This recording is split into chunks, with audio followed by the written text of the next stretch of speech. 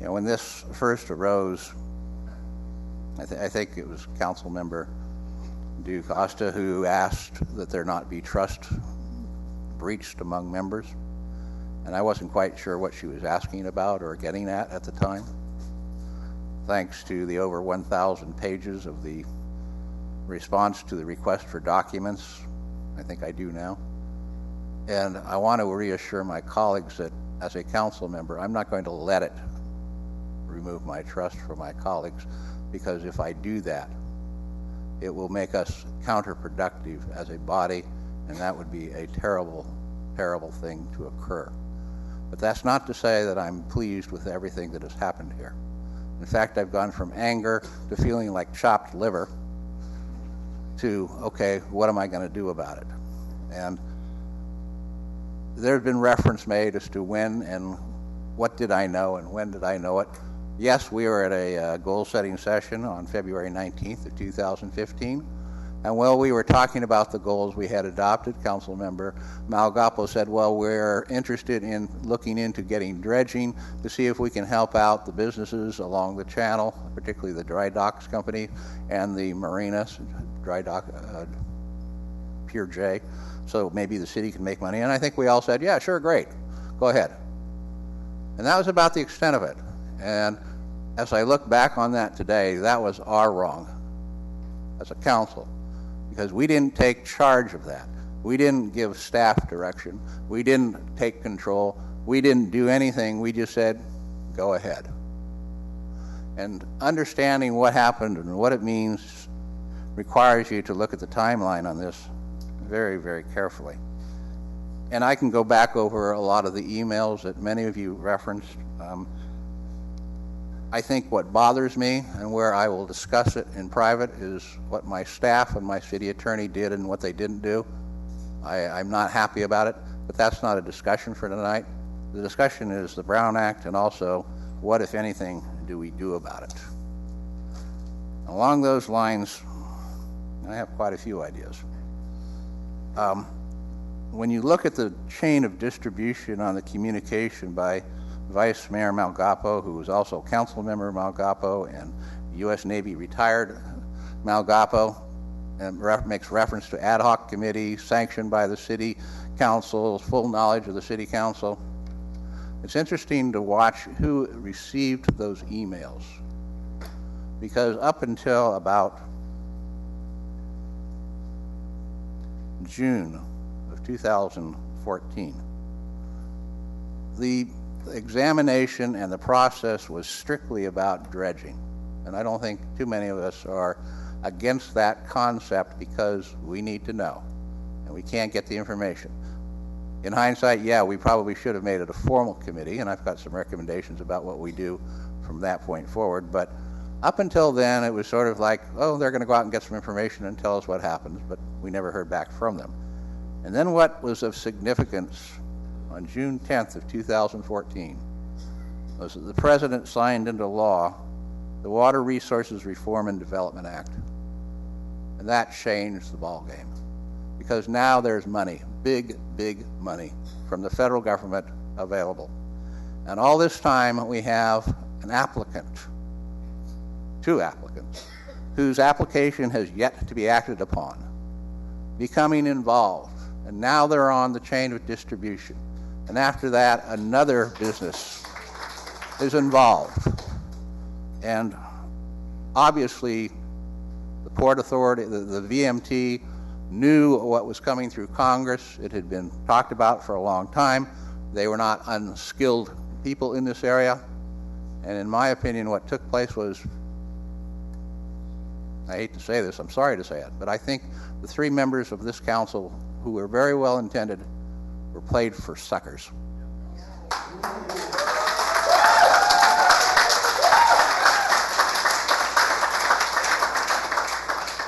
And I don't fault them at all, because as a council, we weren't saying what was going on over 20 months.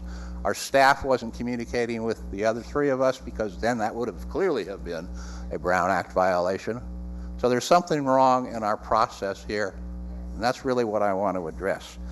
because I'm not going to lose faith in my colleagues. I'm not going to lose faith in this process. I'm not going to lose faith in my community. And this will play out, but I do have reservations as to whether or not the application itself has been so tainted that it can ever be properly evaluated.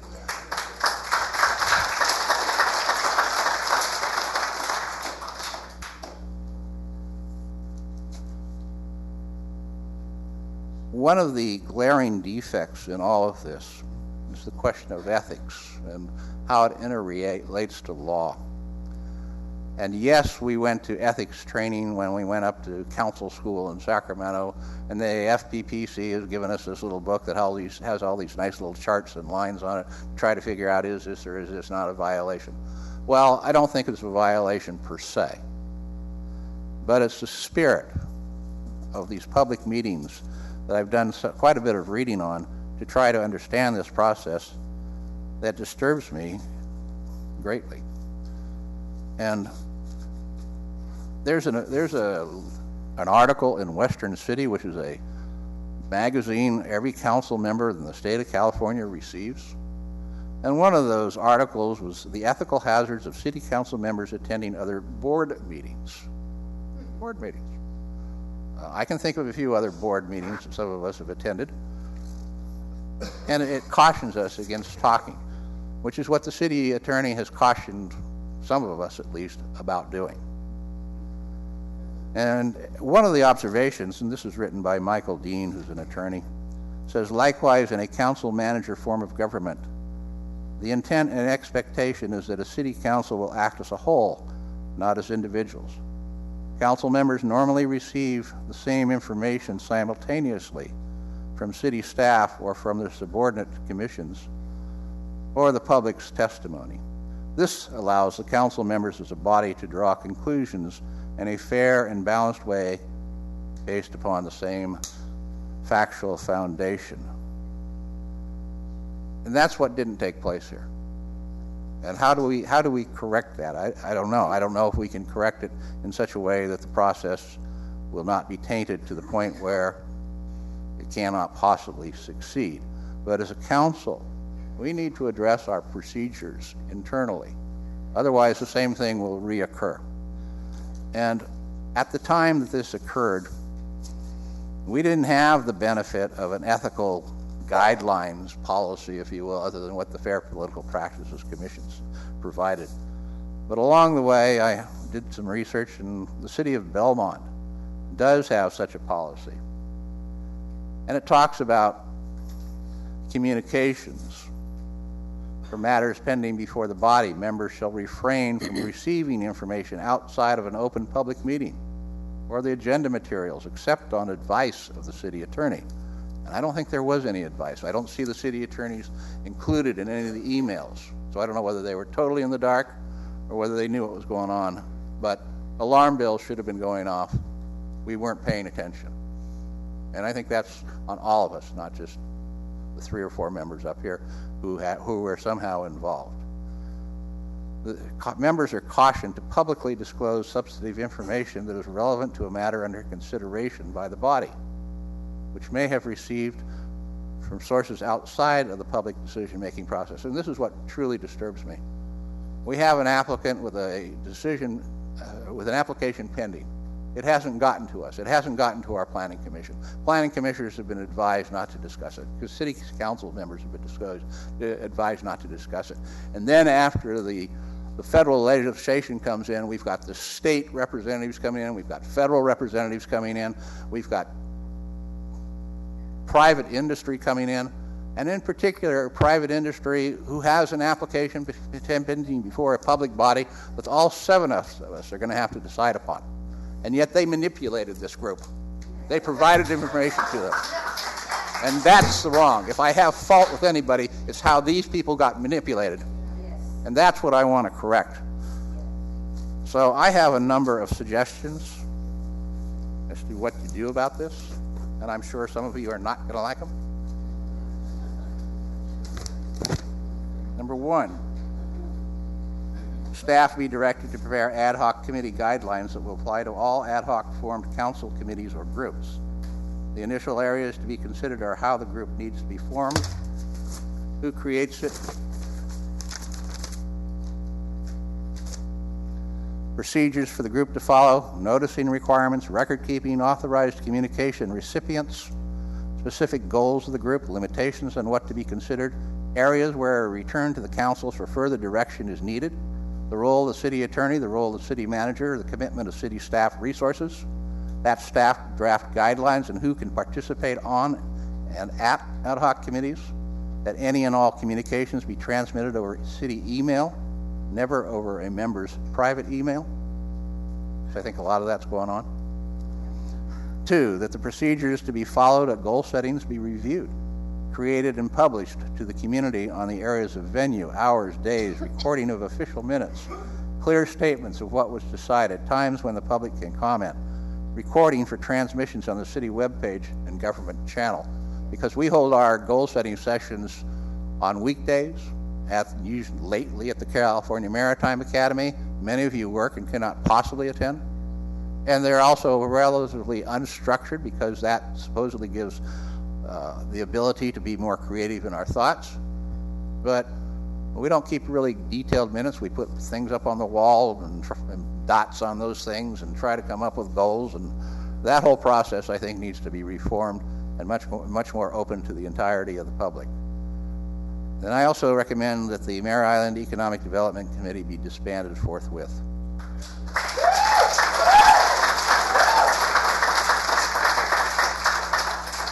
And what bothers me about the discussion of my colleagues and the city attorney is that, well, we'll just withdraw from this process, which we were never involved with to start with, and let them do what they want to do, which will include applicants, industries, certainly their stakeholders. They are. But they shouldn't be using a ad hoc committee or the city council as a method by which to say to the city manager, oh, there's this Tiger grant out there, and if we can get it, we can solve all of our air resource problems. So why don't you go out and spend some staff time and write a grant so we can get it? That's wrong.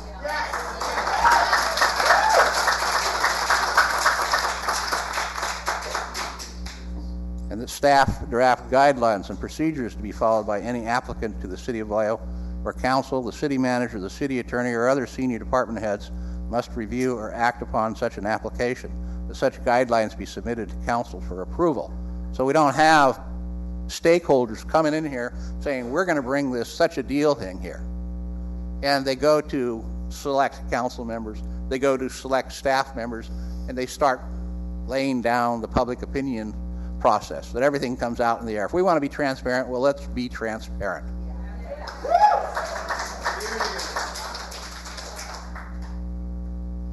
And that any further activities, questions, staff involvement, council member involvement involving the question of dredging the Mare Island Straits, and no other concerns at this time, be referred to the Vallejo Economic Vitality Commission immediately for further action. That'll put it into a commission setting. The Brown Act clearly applies. It's in open. It's going to be starting to be publicized and broadcast as soon as we can make that happen. But further involvement by the 3 or 4 members of this council with this group, I think, just reinforces the depth of anger that I heard tonight. And there are 2 things that have impressed me in the comments tonight. Number 1, the number of people who made comments who are actually residents of this town, and 2, how angry they are. I think I underestimated the extent of the anger. And I've been trying to follow this as much as I possibly can. Another recommendation, that anyone who becomes a consultant, a paid assistant, a public relations advisor, or advocate for any city approval process involving a land use and environmental impact report, a city-issued license, including a business license, an ordinance change, who receives or for whom there is agreement to receive any compensation or any other consideration, including gifts or services, in any form with a value of $100 or more, must register with the city clerk as to that status, and report all further receipts or entitlements to receipts or considerations every 60 days thereafter. Upon completion of the role or termination of the role of such a registrant, that registrant must, within 60 days of the cessation of that role, file with the city clerk for the city of Vallejo a notice of completion of assistance. The clerk will maintain a list of such registrants and provide that list to all council members and all impacted commission members as changes to the list are made. That way we know who we're dealing with and what they're coming from. It's open. We have lobbyist registration requirements in Sacramento. It's time we did that here in Vallejo.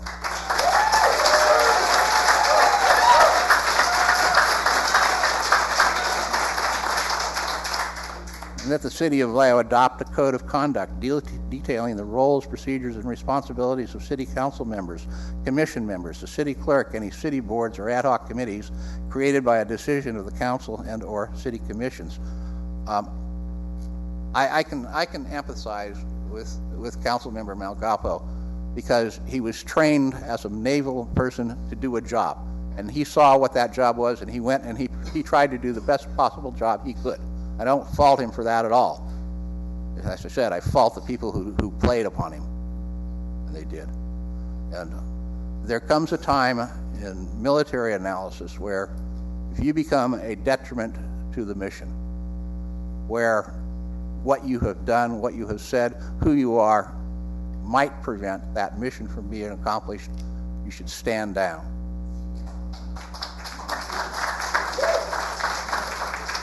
That decision is going to be voluntary, probably by the 3 or 4 members of this council, but I would encourage them to seriously reflect upon that so that when the time comes, they may make an honest decision and analysis based upon what they know is to be correct. And also realizing that even if we correct all these things, it's going to be probably looked at by somebody. It doesn't matter whether I think it's a Brown Act violation or whether the city attorney thinks it's a Brown Act violation. It's what somebody else thinks. Probably the FPPC, the district attorney, or the voters ultimately. Because so what? So we have a Brown Act violation. We go mea culpa and everything is forgiven and the city doesn't get sued, which is what we're doing tonight. But this whole process has revealed flaws in how we have approached this problem, and I think has been done throughout the history of this city for a long time. You know, I tried to look at, well, what is disqualification under the California Code of Civil Procedure for judges? They have a much higher standard, is what I have learned. They have judicial canons, in particular one that requires a judge to disclose information relevant to the issue of disqualification. Now, we start off every planning commission meeting with the secretary saying, are there any ex-parte communications commission members wish to disclose? And they report. Maybe we need to start doing that up here too. And one of the other requirements I think we should look at on a code of ethics is whether or not to ban the use of cell phones and texting to council members while we're on the dais.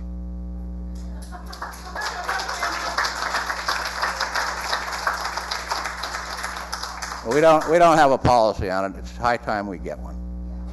So I want to continue to work with this council. I think we're moving in the right direction. I don't want to throw the potentiality of dredging out because it could provide us benefits, and we do need to know that information. Many of you have probably saw that super tanker down in Oakland, the Benjamin Franklin or whatever it was. Yeah. Okay. Well, think about that. That's the way the industry's going. When they start going to Oakland and Long Beach and Los Angeles, there's going to be a substantial need for ports to handle smaller vessels. For them to do that requires dredging. Are we the right port? I don't know yet. It's too early. And even if we were going to be a port city, we don't have enough information to properly evaluate that at this time, particularly as to location. We're currently okay because they're dredging to 28 feet, which is fine for recreational and the ferry. The ocean-going barges and ships need 35 feet, and the super max ones are going to have to go up to 50 feet in dredging. There's no way the city of Vallejo is going to afford that.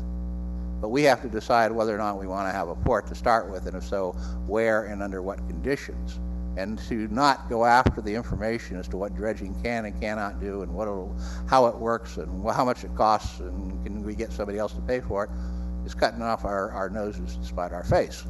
We need to at least get that information and keep it in the open whether it's before the Economic Vitality Commission or the entirety of the City Council sitting as an Economic Vitality Commission. But it's got to be in the open from now on. We can't have any more of this, what has taken place. And I hope I haven't offended my colleagues, because I wanted to speak honestly and directly about this. I'm not giving up on anybody here, and I don't think any of us should. We need to learn from this and make lemonade out of this lemon that we've been given. So thank you very much for listening to me. Councilmember Sampaio.